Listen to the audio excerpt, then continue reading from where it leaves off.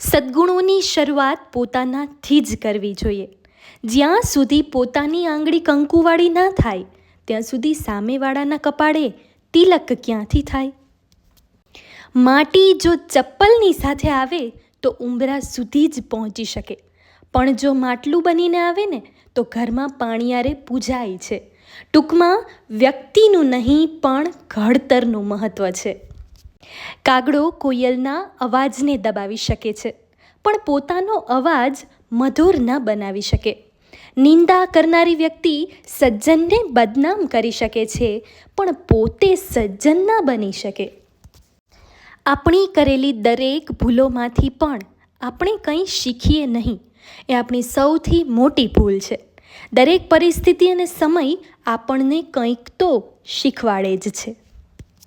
સંબંધ ચાહે કોઈ પણ હોય, જો માપશો તો માણી નહીં શકો. જિંદગી ક્યારેય પરફેક્ટ હોતી નથી, તેને બનાવવી પડે છે. ક્યારેક નજરઅંદાજ કરીને તો ક્યારેક નજર કરીને, ક્યારેક છોડીને તો ક્યારેક સ્વીકારીને, ક્યારેક સમાધાન કરીને તો ક્યારેક સમજીને.